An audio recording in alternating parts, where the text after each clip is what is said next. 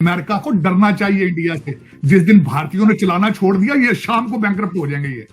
ये हालत है अमेरिका की अपनी। पहले अजीत डोवल साहब जो कि उनके नेशनल सिक्योरिटी एडवाइजर हैं, उन्होंने तो ओपनली कह दिया है कि हम पाकिस्तान को नहीं छोड़ेंगे, यहां तक कि हम बलूचिस्तान के अंदर सेसेशन करवाएंगे और आज़ाद कश्मीर। ये भारत की जो एक्स्ट्रा जुडिशियल किलिंग वाला एक वाकया पाकिस्तान में रिपोर्ट हुआ, अब आलमी सतह पर मुहासबा करने का कहा जा रहा है, कैसे देख रहे हैं आप?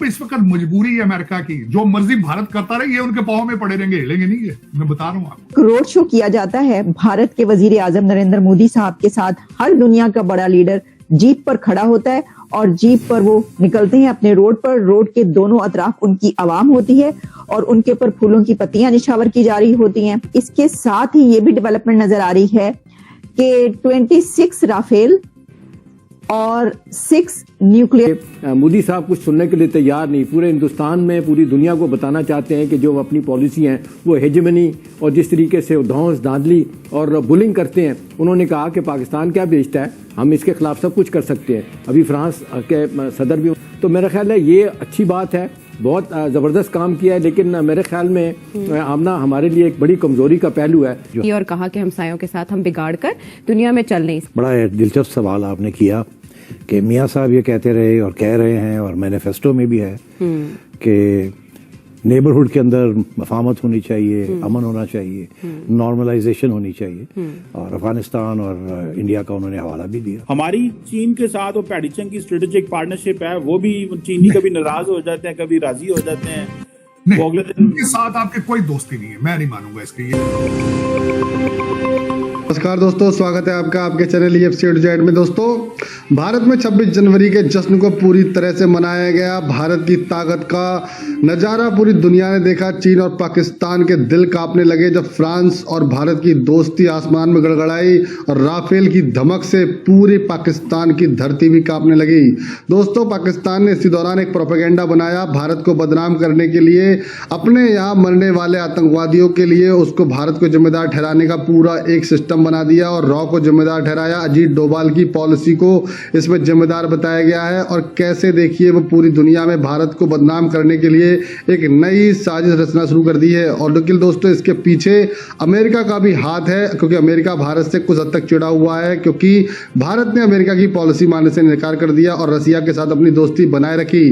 तो दोस्तों देखिए जबरदस्त वीडियो, कैसे पाकिस्तानी रो रो कर कह रहे हैं कि भारत हमसे POK ले ले लेकिन हमारी इज्जत बख्श दे। हिंदुस्तान में कश्मीर के मामले पे सख्त तरीन सियासी जमातें एक दूसरे की मुखालिफ हैं, चाहे रीजनल पार्टीज हैं, BJP, कांग्रेस हैं और पार्टी हैं।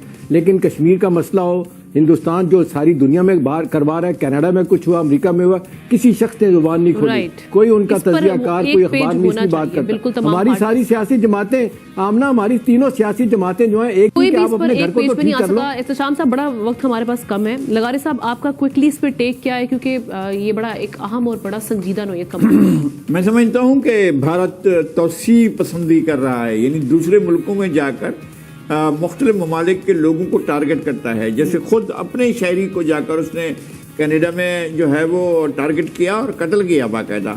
और पाकिस्तान के इन 2 शहरियों की बात, फिर बल्कि एजेंट पाकिस्तान में छोड़ा हुआ था कुलभूषण, वो हमारे पास मौजूद है। और अमेरिका में जिसको साजिश की गई है वो साजिश पकड़ी भी गई है।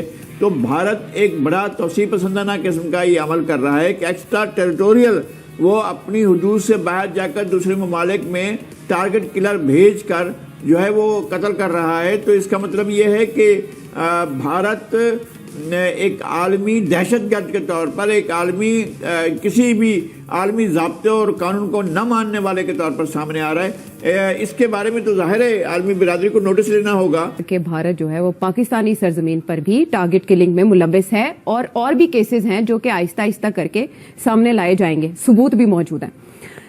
भारत इससे पहले अमेरिका और कनाडा में भी ये काम कर चुका है, तो पाकिस्तान तो उसके लिए वैसे तरने वाला है। अब आप देखते पहले अजीत डोवल साहब जो कि उनके नेशनल सिक्योरिटी एडवाइजर हैं, उन्होंने तो ओपनली कह दिया है कि हम पाकिस्तान को नहीं छोड़ेंगे, यहां तक कि हम बलूचिस्तान के अंदर सेसेशन करवाएंगे और आज़ाद कश्मीर जो हमारा है उसको भी हम वापस हिंदुस्तान में हज़ब कर लेंगे। ये उनका ओपन स्टेटमेंट है। और अभी भी नरेंद्र मोदी साहब भी इसी किस्म की बातें कर रहे हैं कि अब तो ये तो हमने कर लिया, 370 को ख़त्म करके और अपना कश्मीर उसको तो फेडरल गवर्नमेंट के अंदर आ गया, उसका स्पेशल स्टेटस खत्म हो गया। और अब अगला स्टेप ये है कि आज़ाद कश्मीर, जिसको पाकिस्तान आज़ाद कश्मीर कहता है, वो भी हमारा हिस्सा होगा। हमारी चीन के साथ वो पैडीचंग की स्ट्रेटेजिक पार्टनरशिप है, वो भी चीनी कभी नाराज हो जाते हैं, कभी राजी हो जाते हैं। नहीं, उनके साथ आपके कोई दोस्ती नहीं है, मैं नहीं मानूंगा इसके। ये आपके कहने पे, वो जिस तरह शहबाज शरीफ नवाज शरीफ के कान में कभी कह देता है हिमालय से ऊंची है, समुद्र से गहरी है, शियाद से मीठी, स्वाय पैसों की आपके पास उनके साथ आपका कोई रिलेशनशिप नहीं, पीरियड। आपका इस वक्त दुनिया के किसी भी मुल्क के साथ रिलेशनशिप नहीं है जहां से पैसा नहीं आता। जहां से पैसा ना आए आप उनसे सलाम भी नहीं लेते, आप उनसे शेक हैंड भी नहीं करते। ये आपकी फॉरेन पॉलिसी है। आप दर हकीकत मैं बड़े वसूख से कहता हूं, आपने पाकिस्तान नहीं बनाया, आपने बिल्कुल पाकिस्तान नहीं बनाया। चीमा साहब, अफसोस के साथ ये कहूंगा, आपके चाइना के साथ रिलेशनशिप होते, आप अगर आप उनके साथ सिंसियर होते तो सीपैक आज बंद होता। आप उनके लोगों को उठा के उनसे रैंसम पैसे लेते। उनके खिलाफ आपने जो आपने पता है, उनके डैम के ऊपर जो आपने चाइनीज, सिर्फ उस बंदे का कसूर चाइनीज इंजीनियर का यह था कि नमाज का वक्फा कम करो, आपने ब्लास्मी का उसके ऊपर इल्जाम लगा दिया। दोस्त मुमालिक के साथ ये किया जाता है। भारत तो कह रहा है हमें कि पीओके भी गिफ्ट में या भीख में नहीं चाहिए, हम जब चाहें पीओके इंक्लूडिंग गिलगित बल्तिस्तान हासिल कर लेंगे। पाकिस्तान ये समझता है कि अगर पीओके दे के गिलगित बल्तिस्तान, तो वैसे ही पीओके पाकिस्तान के लिए काफी मुश्किल होता जा रहा है।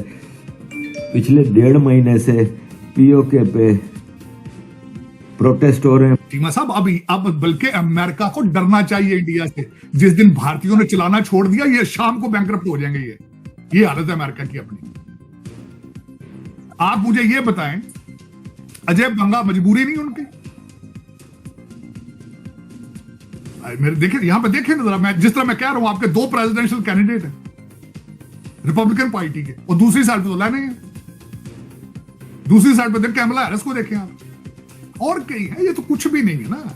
सीईओ देख लें, अब गूगल देखें, माइक्रोसॉफ्ट देखें, अब देखें तो सही ना, तो लाइन भी तो देखें ना। चीमा साहब, इस वक्त मजबूरी है अमेरिका की, जो मर्जी भारत करता रहे, ये उनके पांव में पड़े रहेंगे, हिलेंगे नहीं। ये मैं बता रहा हूं आपको। वो काफी गहरा है। वो India is one of the 2 countries like China and India. Iran sanctions में है, उसका जो तेल है उसके ऊपर पाबंदियां लगी हुई हैं, वो बेच नहीं सकते। उनका जो बेशतर तेल है इस वक्त सैंक्शंस ब्रेक करके इंडिया और चाइना ले रहे हैं उनसे। So Iran is very closely linked to China and India in terms of oil supplies. India is the only country जिसने अमेरिकन एम्बार्गो को तोड़ा है, और उसके खिलाफ अमेरिका भी कुछ नहीं कर सकता। इसीलिए अमेरिका और इंडिया जो है वो चाबहार पोर्ट को भी डेवलप कर रहा है, और वहां से एक सड़क बना रहा है टूवर्ड्स अफगानिस्तान, ताकि ये पाकिस्तान के साथ जो अफगानिस्तान की डिपेंडेंस है उसको भी खत्म किया जाए। तो ये काफी इंटरेस्टिंग नेक्सस है, और ये ऐन मुमकिन है कि ये जो पाकिस्तान के ऊपर स्ट्राइक की है ईरान ने, ये इंडिया के साथ कुछ सोच विचार करके की है, और इंडिया इज ऑल्सो टेस्ट। तो आपको ये वीडियो कैसा लगा कमेंट बॉक्स में जरूर लिखिए। इस वीडियो को लाइक कीजिए, शेयर कीजिए, सब्सक्राइब करना ना भूलिए आपके चैनल EFCZ को। तो मिलते हैं अगली वीडियो में। जय हिंद।